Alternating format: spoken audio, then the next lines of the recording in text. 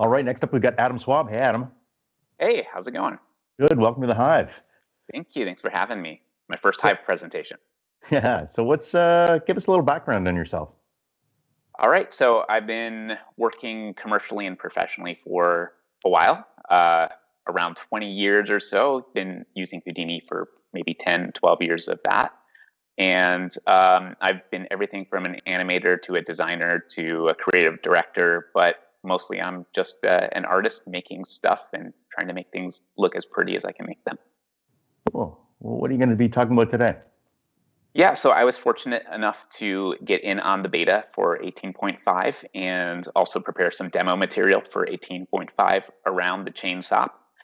And what I did is go a little further in depth with some of the setup for that, because one thing that's great with the Chain SOP is that you can make the chains and you can link everything together, but what do you do after that? How do you get that into a simulation environment? How do you get everything to fuse together, and what are your options there? So I wanted to take a little bit of a more engaging route here and actually go through a whole setup and show what it takes to be really efficient and make it all work really well. Right on. Well, let's get started. Awesome. Thank you.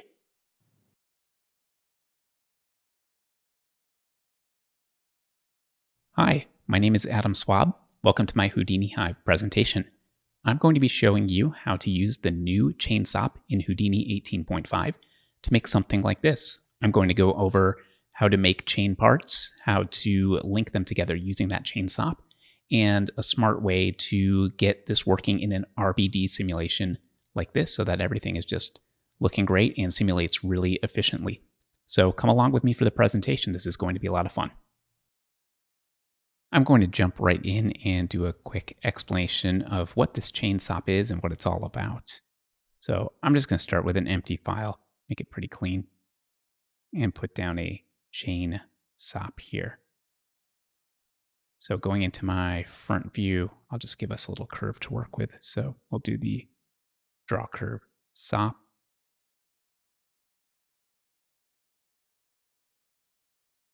And just give us some sort of little curve like that. Plug that right in. And we need to put some geometry in here to repeat. So why don't we go ahead and start with a torus. I'll change back to my perspective view here and just plug the torus right in. Okay, so the first thing that we see is that we have the torus repeated along this curve. Now the size of this torus is going to be related to the size of the incoming geo. So as our incoming geo grows or shrinks, you can see that the number of tori that we have along this curve changes. One thing you can see right away is that it is deforming as it moves along that curve. So for a lot of stuff, you might not want that.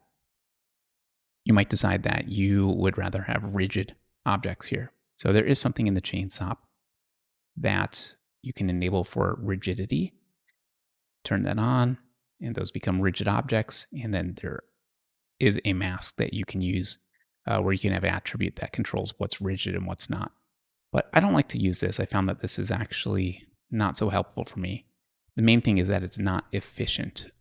It's fine if you need lots of deforming pieces, but if you do need rigid pieces, it's probably a lot better to just pack your objects here. Anything that needs to be rigid to just, oops, not pack points, excuse me, to just go and pack the object here. And so now you can see it becomes rigid. And the other thing is it's much more efficient because right now we're only really deforming. We're moving 7 points along here. And if we do it this way, then we have 2,000 points. So this is a lot more efficient just in terms of moving stuff there. So again, make sure my curve is actually visible so we can see what we're doing here. So the general setup with how this works is that you want all your different components coming into a merge. And then you're going to let the Chain SOP sort everything out. So if we had something like this, and I'm just going to copy this setup here and put down a box, wire that box right into here. What you'll see is that it's going to space these all out correctly for us. And the way that it chooses what to place and where is it's actually in the chain pattern. It's finding pieces by connectivity right now. And I'm going to show you why you might want to change this actually to piece attribute and be a little more organized about how you do stuff. But for right now, it's connectivity as a default. Now, the cool thing about the chain SOP and what makes it really interesting is that it is automatically adapting to the size of the pieces that are coming in. And that makes it really amazing because you can just act like a designer, start changing stuff around, and it already works the way it's supposed to work. And I think that's really, really great. So let's take a look at why you might want to do the name attributes. So I'm going to make some little links to go along with this torus here.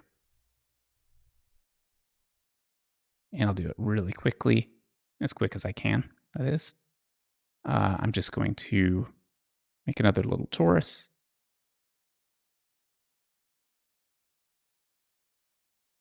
And merge this down here.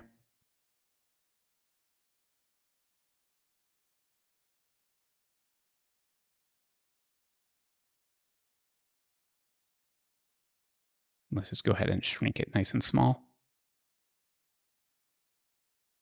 So that'll be a link section. Then I'll mirror that so that we get one on each side. And let's just take this pack and put it up here. So we're basically packing this, and we will do a separate pack over here.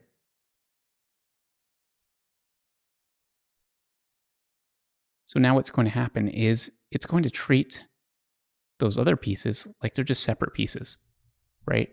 And if I even turn this pack off, you'll see it's going to change and it's going to think it's even different. So what you want to do is, in that situation, basically put a name attribute down here, and I can call this piece 0. Call this one here piece 1. And then when I go into my find pieces, I would like to use a piece attribute. Make sure I grab the name attribute. Now I have my pieces how they are supposed to be. So I will keep this setup how it is, except I'm going to move this pack right down here. The next thing I'm going to do is basically take what I've done here, and we'll just go ahead and do the same with our box. So I'm just going to link these up.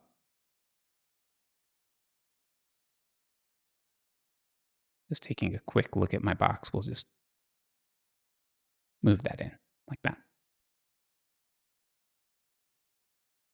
So we can see that we're not aligned correctly, number one. So we can go into our alignment, and we can change our direction to the correct direction. Now, obviously, the pieces aren't linked together. The way that we can solve this here when we're not using a deform mode is actually to change this to deform between pivots. That's going to move everything closer together. And I can even go in and do a piece rotation of 90. Now I can take my piece spacing and start bringing them closer and closer together. Now for something like this, you can see that our curve is basically curved more than what our pieces can handle. So we get some issues with alignment here, in which case you wouldn't want a curve that's this curvy. But it should work with most curves as long as you're kind of being true to what your piece of geometry can do. So that's pretty cool. I'm going to replace this with something different here. I'm just going to go into my front viewport here, and I will actually use a curve SOP instead. Oops, not curve SOP, but curve SOP.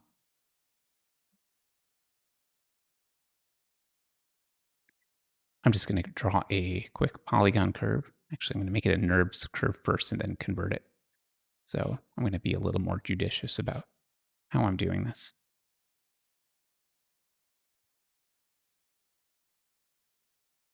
And convert that. And then swap that out. So the reason I'm doing this is to show you that for the most part, you can get away with just using something like a vellum sim and simulating your geometry. But you will find that depending on what your sim is doing, you might see some things behaving a little strange. Like you can see that as your curve length changes, you get less pieces or more pieces. It's behaving a little unpredictably. So one thing you can do is you can change your mode, not mode, your chain pattern. Instead of fit pieces along curve, you can say a specific number, in which case I can say that I just want 15. And then as I'm editing, let's just grab that piece here. You can see it behaves a little better. So what I had done in my piece originally is I had done something like this where I had done a full vellum sim, and I just basically applied this chain SOP onto everything. But I found that it was producing some strange errors in there, and maybe that's adjusted in newer versions of the SOP.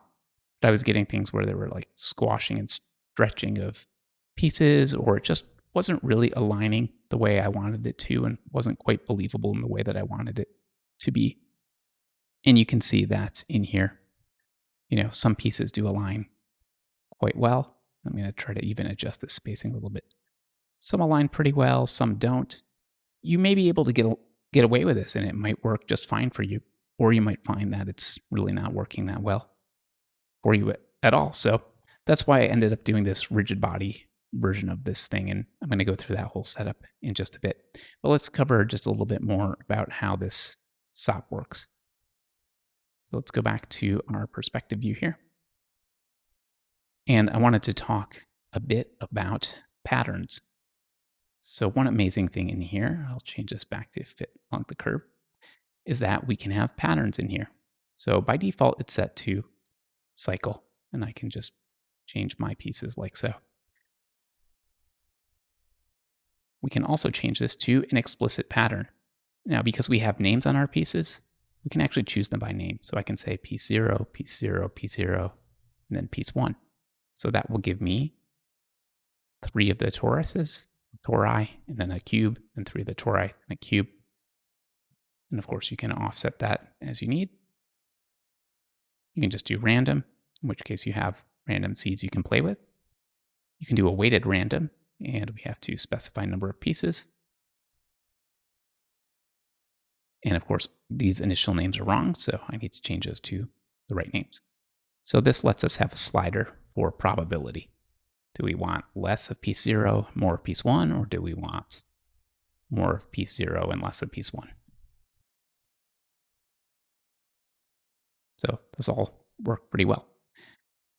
The other thing that's really nice in here that the developers thought of is the ability to give you specified start and end cap pieces. And so the way that that works is really similar to how we're doing this here. So I'll just make it really simple. We'll just put a little sphere here. We don't need the connectors. So I'll put a sphere, and we'll say it should be about that size. I'm going to pack it and name it.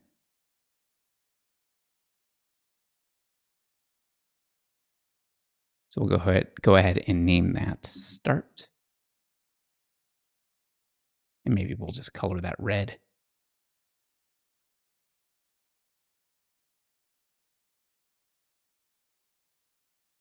And I'll just duplicate that, and we'll color this one green and name that end. So merge these in. And right away, they become part of our pattern, which we probably don't want. But we can specify that there is a start piece we want called start. And now the end piece gets excluded from the pattern. We've got an end piece here called end. And that's there. Now there might be one small bug coming in here, as we do notice that our torus is not part of this anymore when we go into cycle for some reason. But if we have an explicit pattern, we can basically just do our pattern. I could say my pattern is piece 0, piece 1, piece 2, piece 3, and just sort that out correctly here, and they get something that works the way it should. I'm not really sure why it's broken here in the cycle. It's supposed to be working, but for some reason there's something here. So it might just be a bug in this version of the SOP. But you can see that that works really, really well. And again, as our curve continues to adapt, I'll go into front view here. You should see that that is respected. So it's really nice. And what it means is when we start doing something like our draw curve, go back right into here, is we can make a tool that basically designs a chain for us and then just paint it however we want or plug anything we want into it. So I can just clear that out and just sit here and start drawing my own chain that follows all those rules. So it's really, really quite nice. Okay, so taking a look at the next thing, we can add additional deformations in here, such as enabling rotation. We have a little ramp here, so we can basically rotate all through our piece. I'm just going to change this out so we have less chain to work with. So there we go. We can rotate through the whole chain. And we can also do scaling along the curve too. So we could do a little ramp or something in here. To me, this is a little strange because I would want it to uniformly scale. So there might be some issue here that will get addressed. I'm not exactly sure why it's not a uniform scale, but hopefully that's something that will be addressed soon. Turn that off.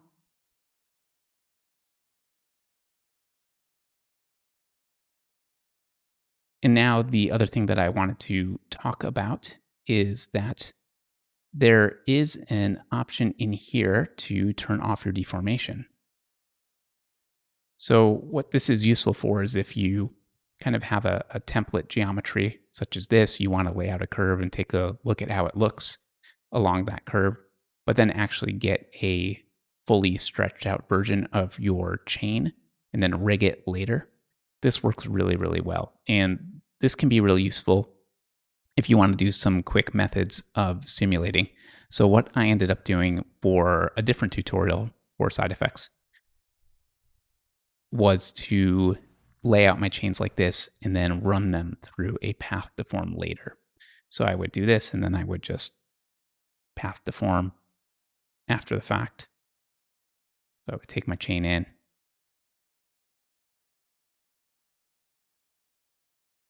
and basically path deform it.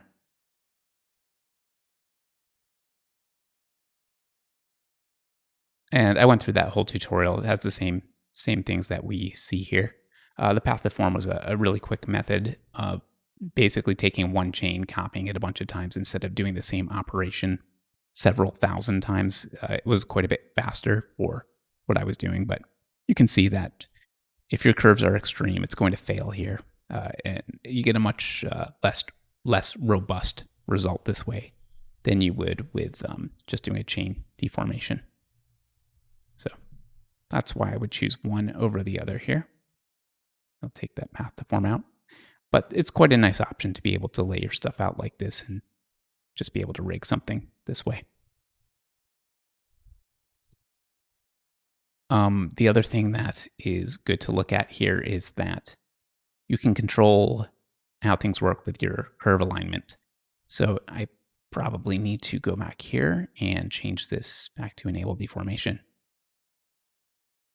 You can have input points or input attributes on your curve that control how things are aligned here. So if I were to go and change this to curve normal, you're going to see that that probably looks a little bit better. We did flop a couple things here. I think I've got rotation on with the deformation, so let's probably turn that off.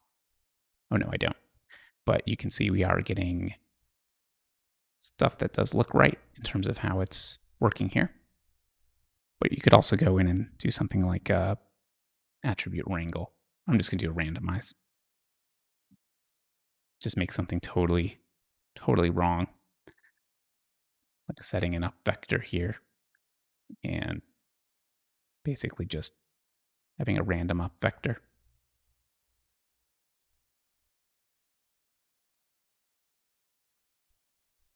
So you can see basically what that does is it puts the pieces in random orientations. So right here you can see a little bit of that problem I was describing before, where it looks like pieces are getting squashed a little bit. So that's kind of the bug. And I wonder if it's just because they're not normalized. Nope, they are. So I'm not quite sure what's going on, but this is the issue that I was having when I was just trying to use the Chain SOP going into a vellum simulation, as I was getting pieces that would get squashed and stretched and weren't quite right. So it's probably a bug to let side effects know, especially if it's reproducible like this. And you can also go back into your alignment here and turn off your point attributes and let the Chain SOP figure it out for you, which is fine. But if you're animating, potentially you could get flips. I'm not really sure what it's using to determine stuff for you, but it might not be the way that you want it to be. So let me take a quick look around here and see if there's anything else left to talk about. We're not going to deal with the attributes and stuff. That's not such an important part of this. I think the main things here have been covered. And this is kind of like the general workflow that I would do would be to set up a chain along the curve that you need. And then I'm going to show you the next part, which is to actually set up constraints for your pieces, bring that into a rigid body simulation, and then start simulating and making something that looks amazing. So this is the scene file for that skull chain simulation. And I've already pre-cached the simulation of the rigid bodies. And what we're seeing here are the chain parts that are copied back onto the rigid body data. And it's super high res. And you can see that I'm able to scrub pretty quickly in here. So it's quite efficient the way that this is set up. And I'm going to show you how exactly I was able to set it up like this. So let's go into our main pieces here. I'm going to turn off the chain and we'll take a look at the components. So the way I build this stuff is I do my parts separately and then I build a chain. And I have my bead 0 here. So let's take a look at what's happening. We have our first piece. And one thing that I keep in consideration, let me go into a right viewport here, is that the center of our linking points really should be sitting at 0. If we're aligning to the y-axis, which is what I'm doing in my chain, you want that z component, I'm looking at z that way, you want z and x really to be sitting right in the center so stuff lines up correctly. And you can see that I've built this that way. It's a pretty simple build. Basically, there's a model, a bunch of pieces brought in, material assignments, and then I'm just packing everything. And then for this one, I name everything at the very end, which is just bead 0.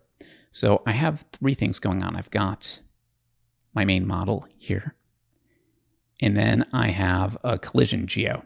So the collision geo is me doing a very simple collision representation, which is going to feed into a bullet simulation. And I have a special group here, which is called collision, so that I know later on delete everything else besides the collision geometry and then feed that into the bullet simulation. And then there's also constraint geometry, which is not being used in here, but I'll show you that in the link section. And that all just goes out, it gets named. So I know that that's bead 0. And this gets fed into our chain SOP. So let's go ahead and look at link 0.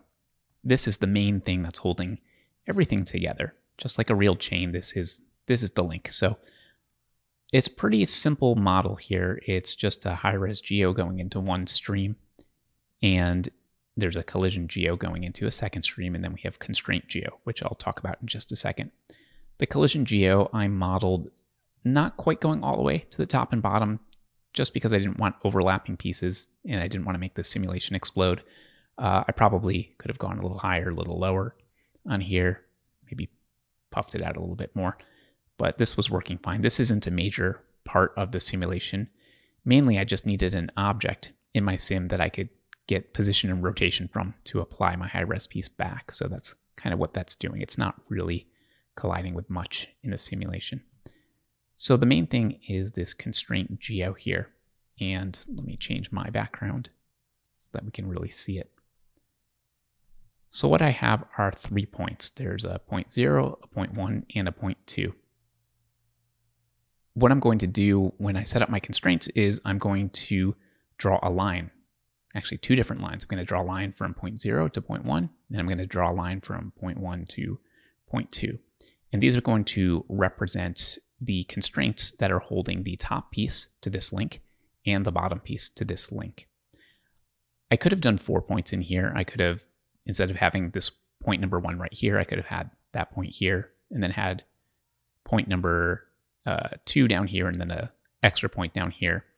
But I just wanted something very, very simple for this. So this is how I ended up doing it. And basically what's going to happen is we're going to be drawing a line like this. Let's see if I can just kind of explain what's happening here. So we'll have a line like this. And basically what it's going to say is that 0.0 is going to get the name of the piece above it. And point number 1 here is going to get my current name. And we're going to draw a line between those. That's going to be our constraint. And then we're going to label this constraint type. So that's why we have this one little line set up right here. Now we'll do another line that's like that. And this is going to say that this point here is going to constrain to this object. And then point number 0 is going to constrain to the piece below it. So this sits in our sim just like so.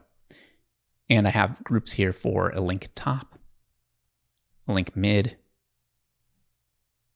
which is right here, and a link bottom. This will be clear when I go into the next section about laying out the chain and setting up the constraints for why I have grouped and named these. Everything, again, gets packed, and I'm packing it for consistency so that the same data stream exists in all of the chains.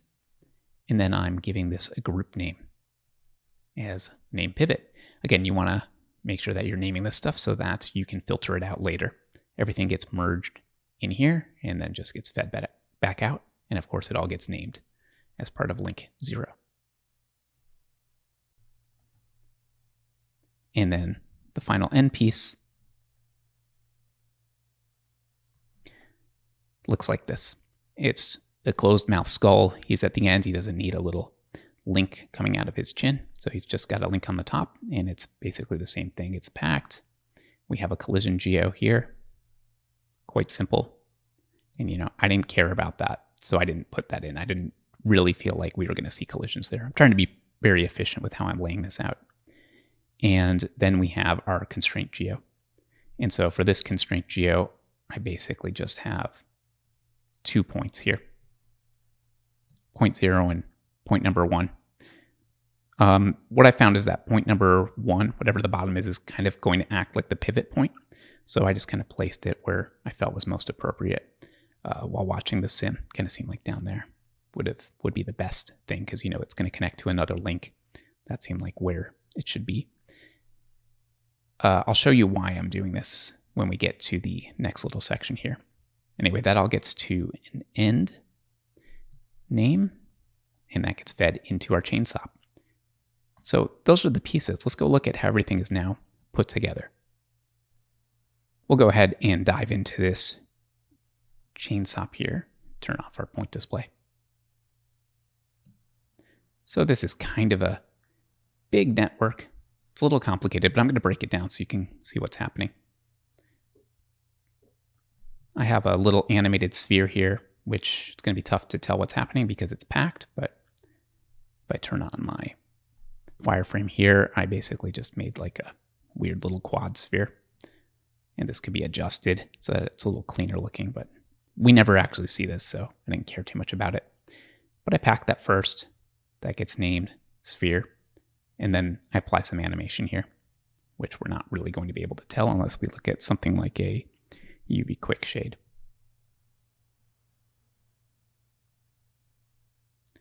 And that might need to be applied further up the chain before we pack it.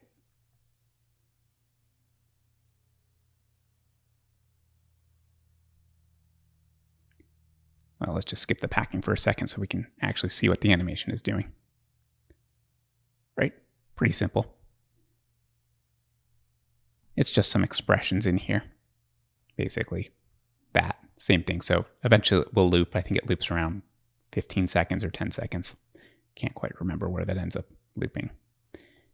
And that just goes into an RBD configure, which is just telling the rigid body solver that it is non-active and it is animated. So it's going to pick up all that animation that I have on the packed object. And that's really it. So working from that, I just unpack it, basically scatter a bunch of points here, and build little connecting things. And these things aren't actually part of the simulation. I exclude these from collisions and exclude them from everything else because they don't really matter. They're not that important. And we actually never even really see these in the render, but they're there and the chains really are connected to those pieces.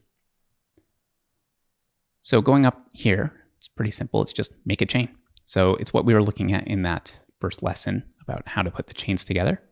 So we're just bringing in our pieces, which are pretty large, shrinking them down to an appropriate size, and then making a chain out of them. You can see that the chain has everything included in it. It's got our rigid body objects, it's got our high-res geo, and it has our constraint points.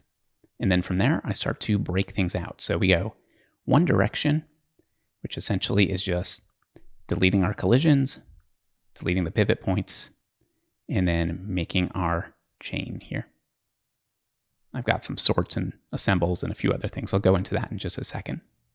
But basically that's like, just give us our high-res chain here.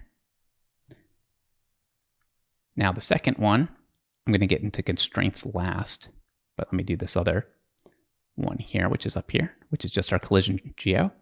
And so here, all we say is just delete everything that's not a collision object. And now we get a chain that looks just like this. I'm sorting everything based on Z. The reason that I'm sorting it is if you do look at the point numbers, let's go into wireframe mode here. You can see that they do come in out of order because of how the Chain SOP is laying stuff out. So just to be consistent, I chose to lay it out 0, 1, 2, in case that helps me match stuff back up later. And that's all that sort is really doing.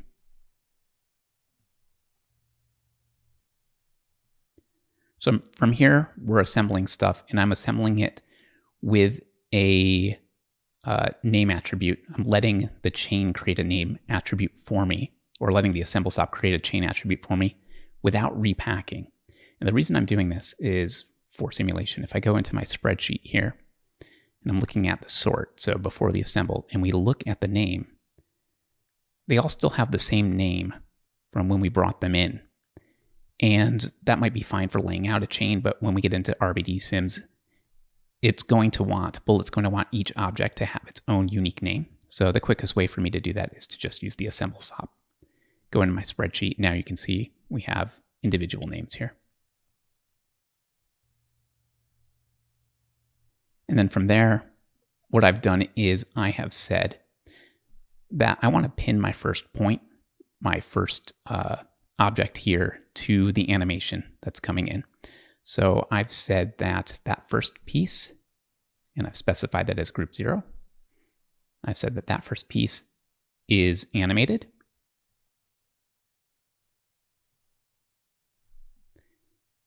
With a default value of 0. So all the other pieces get an animated attribute that is 0, but this piece is 1. And then I go back up and I think active as well. So I say that this piece is not an active part of the simulation, which means it's just going to read the animation. It's not going to be bonked around by other objects. It's just going to be kind of a moving rigid body in the simulation. But everything else has a default value of 1, meaning those things are all going to move around the sim. So just creating some things there and then naming it, attribute promoting it so that everything is matched up correctly when we get into the simulation. So the other side of this is the constraint side, and this is where it gets pretty interesting. So what we do here is we keep only the constraint geo, and I'm just sorting those again, just so everything is matching up nicely.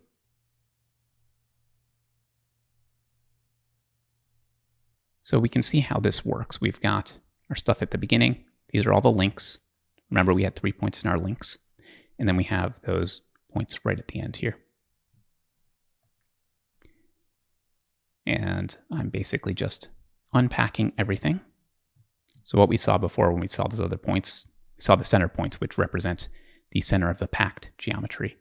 But we unpack these, and now we just have only the construction points there, only the geo points. So these represent the links between everything.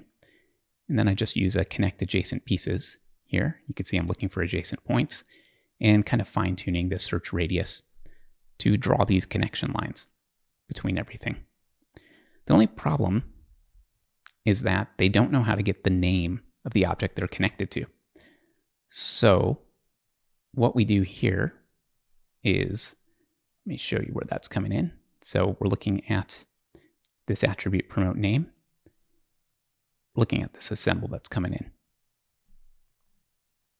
And all I do is I am transferring, using attribute transfer, I'm going to transfer the name of this object after it's already been renamed by the assemble SOP. I'm just going to transfer that name to the points here. So I need to make sure that these points are kind of sitting close to wherever that pivot point, wherever that center of the packed object is going to be. And that's part of the reason why I had those groups. So I just take my link tops and I just extend them into the center of those. And I take my link bottoms and I extend them that way. And then I have the same thing happening for my end top. I had a group there for end top, which is going to extend that right into there. And my end bottom is just extending that right in. So now my constraints are all the right, not the right length, but they are going to work with an attribute transfer. And that's what I'm doing here, is attribute transferring the names. Now we will see that the names are doing what they are supposed to be doing. But the rest links are all wrong, and the links are all wrong. So I go and grab my original connect adjacent pieces, and all I'm doing is just copying that name back to the original ones. So now I have the right rest lengths, and by the way, the rest length is set here. So I have the right rest lengths, I have the right names, I can sort it if necessary, clean anything that doesn't need to be there, and that goes right into an RBD constraint property. And so here what I'm doing is setting my constraint name to hard, which is going to let it in position only. So position only is going to let it rotate as it needs to, but they're going to be position constrained to each other, and that's why they don't separate. I have a little setup down here which you can use or not. Right now what's happening is they can basically rotate 360 degrees around their pivot points. But if you wanted to change that, you could do something like this, where you just duplicate your constraints, and then they'll really only be able to go in this axis here. They'll have a little bit of wiggle room, but that's one way of doing it. There are much more elaborate setups that you can do with cone angles and stuff like that, but I wanted to keep it fairly simple for what I'm doing here. So what I do with those is I'm using the new SOP RBD stuff, which is fantastic. I just take my SimGeo, going right into my RBD pack, and then my constraints going to RBD pack.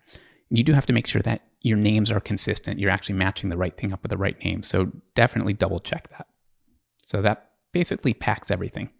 It says, give me the give me the objects and give me the constraints all together. Then that goes into a copy to points. So now I'm bringing in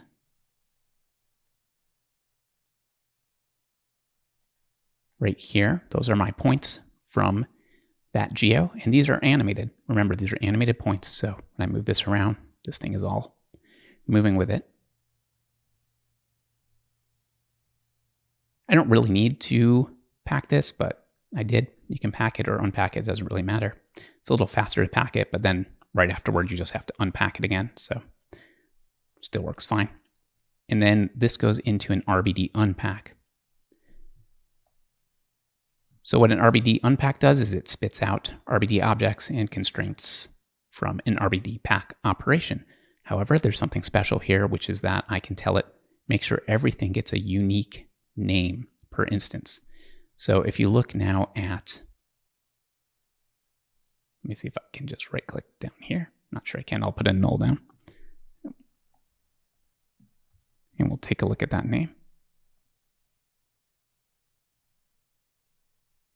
So if you look at the names coming in now, this might be point names. Let's hide everything except for name. You can see that our naming convention is now changed, where it's identifying each one of these with a unique name. If you turn that off, you'll see that you get names like before, and you get multiple pieces with the same name. Again, you can't have that happen in your rigid body simulations. You have to have unique names or else the solver does not like it. But that's one of the advantages to this whole RBD packing and unpacking setup that's here in Houdini, is that you can make one thing, set up all the constraints, get that part perfect, and then make multiple copies of it and just have it work in the sim. It's a really great way to package constraints with geo at the same time. So here, all I'm doing is just merging that sphere back in. You can see that it's right down in here. And then that just goes into our RBD solver. So remember that piece that was right in there, the connecting piece, that is set to animated. So even though all this stuff is moving, when it gets into sim, the only ones that it's going to see as animated are the pieces that I've tagged as animated. Everything else is going to be evaluated only once, meaning the geometry is going to be fed into the simulation on that first frame, and then from then on it's going to be part of the simulation. But everything that's animated is just going to be getting its data straight from SOPs. So that goes into a rigid body solver, and I didn't do much here other than change the forces here. So I've got a little bit of gravity that I've adjusted, some air resistance, my spin resistance. I have a ground plane, but I'm not really using it, and that's kind of about it. I think there was one other thing that I did do, which was in my solver settings, I upped my constraint iterations quite a bit. What I found was that the pieces were actually separating more than they should. And the way for me to get around that was to do a lot more constraint iterations so stuff held together the way it's supposed to hold together. So you can see that the sim is not real time. There's a lot of pieces going on in here, but it's not bad. It's not horrible. It's not too slow.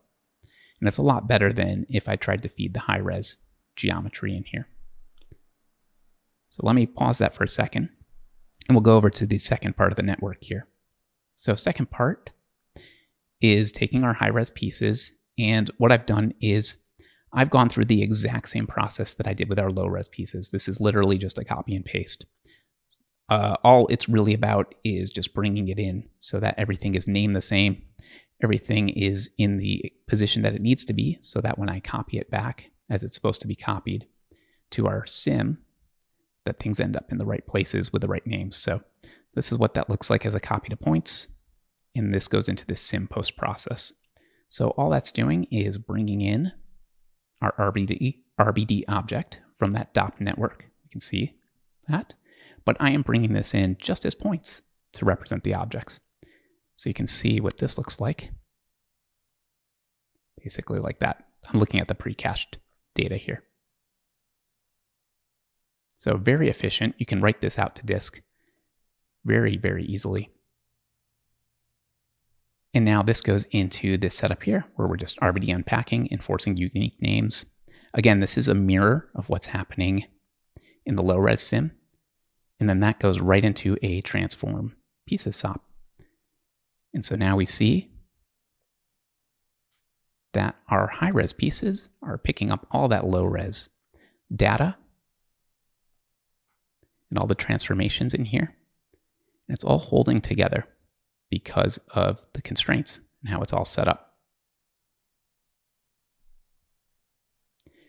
And the rest here is just writing it out for rendering. I will note that I did have some issues rendering this out of Redshift. I had to do a little bit of a secondary process here, so I have a whole other thing just for Redshift exporting. I'm not sure why I was reading the pivot points wrong. And for anybody running into that, what I ended up doing is just writing out the 3 little pieces of geo separately, bringing in my data like this, writing these transform pieces out, the packed pieces, and then just reapplying all the packed animation to my individual pieces. And it rendered really fast. My render for this was probably about 40 seconds a frame on my machine. So it was very, very fast and efficient render. And that's basically the setup for this. So it's not too bad. What I would take out of this lesson is the ability to package and pre-package all of these little pieces together, including their constraints and their low-res geometry, and being able to feed that right into a DOP network is amazing. It means that you can keep playing as much as you want. So if I wanted to, for instance, make less items in here, what I could do is change my line here. By the way, I set this to explicit number of pieces. You could do fit along curve or whatever works for you, but I could do fit along curve. And I can change the length here to something short like that. And because the setup is already working for us, I can just go into my RBD solver. And you can see now we get this much shorter, little bit of chains. But all the constraints are going to work automatically for us. We don't need to update any of that stuff because we built a system that will do it all for us. And we can see it's a nice quick sim, and I can also just visualize my post sim process just by turning that off. So I can watch one thing and I can sim one thing and view the other. It works really well. And if we wanted to take a look also at this setup here, all we would have to do is just pop that right in like that. And just let me make sure it's current. I'm going to go and reset my simulation.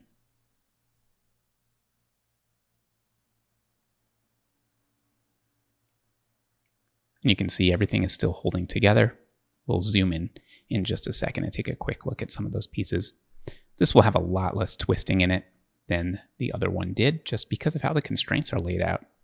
And you can play around with all different kinds of constraints and build pieces as you need in here.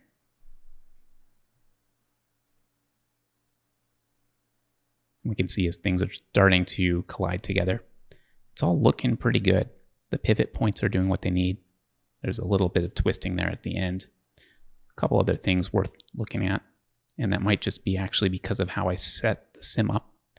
It is that link isn't right. So I would just quickly go back in.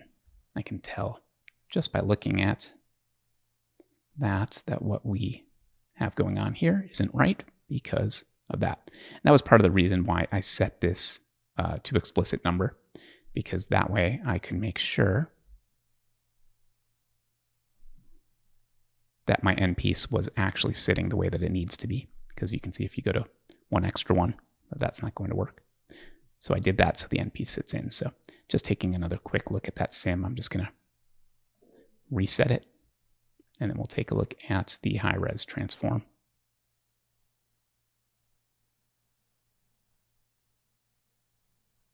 So we can see that's actually sitting correctly there. And the reason that didn't explode is because I don't have collision geometry at the top of that thing. I didn't really care much about the links and how they collided. I felt like that was a really minor part of how the simulation dynamics work for something like this. I was mostly concerned with the big skull shapes. We can see now that's holding together much nicer and looking correct. So I want to thank you for watching this presentation. Getting to play with the beta of this piece of software and this tool has been incredibly fun. This is just really wild. I've certainly enjoyed it, and I think there's so many amazing, amazing things that people are going to make with this. It's just going to make everybody's life so much easier when they're doing this kind of work. Thank you very much.